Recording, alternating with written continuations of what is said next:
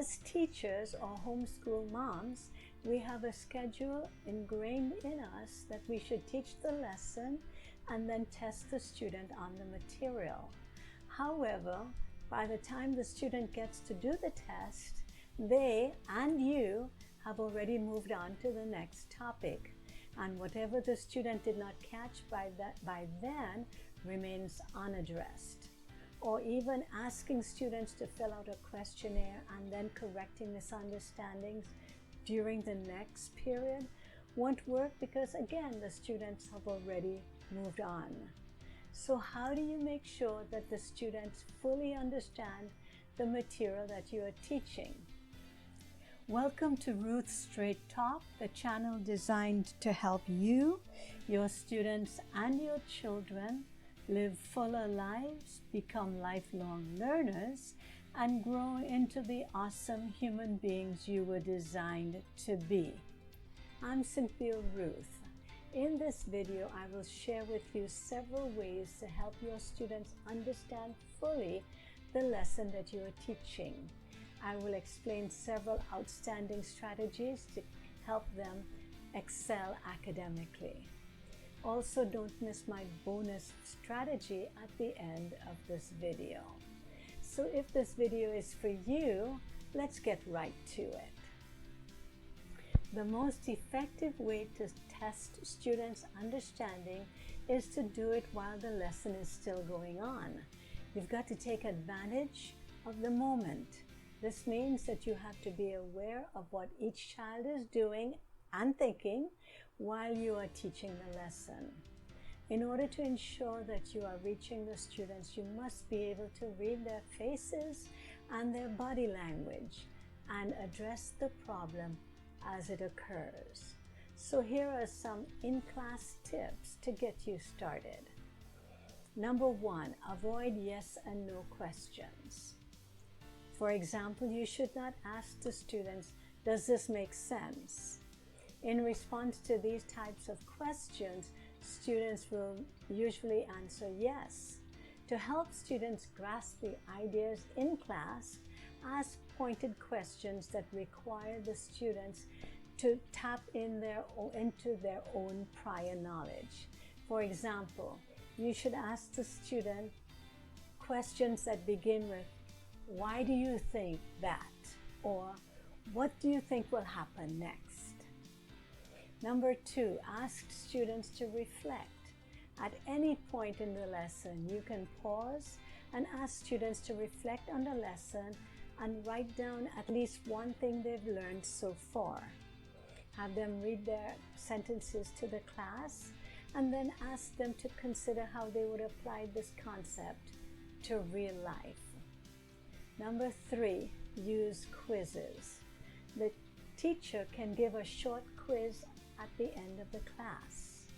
Number 4, ask students to summarize. Ask the students to summarize or paraphrase one major point in the lesson. They can do this orally, visually, or otherwise. Number 5, hand signals. Hand signals can be used to rate or indicate students' understanding of the content. Students can show anywhere from 5 fingers to signal maximum understanding to 1 signal, which means that they're pretty confused. This strategy requires engagement by all students, and the teacher can check for understanding within a large group. Be aware, however, that some students will always put up 5 fingers consistently, so you might want to use this practice sparingly. Number 6, use response cards. Instead of putting up their fingers, students can write their answer to a question that the teacher asks and then hold up the card simultaneously to indicate their response. The teacher could then randomly read 2 or 3 of those answers to the class and open it for discussion. Using response devices, the teacher can easily note the response of individual students while teaching the whole group. Number 7, four corners. Four corners provides a student movement while indicating to the teacher their level of understanding. The teacher asks a question. The students then move to the appropriate corner of the classroom to indicate their response to the prompt. For example, the corner choices might include, I strongly agree, I strongly disagree, I agree somewhat, or I'm not sure. Number 8, think, pair, share. The teacher poses a question and then the students think about the question or the prompt.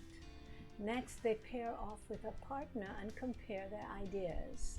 Finally, the student shares his thoughts with the rest of the class. Number 9, choral reading. Students mark the test to identify a particular concept, then reads it in unison with the teacher.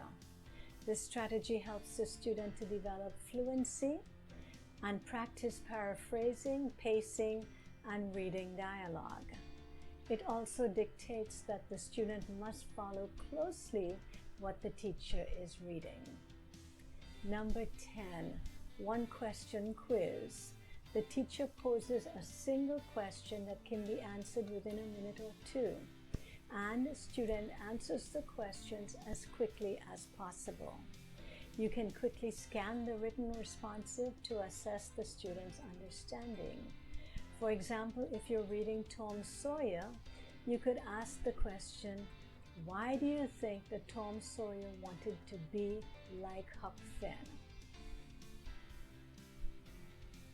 The bonus strategy is Socratic seminar.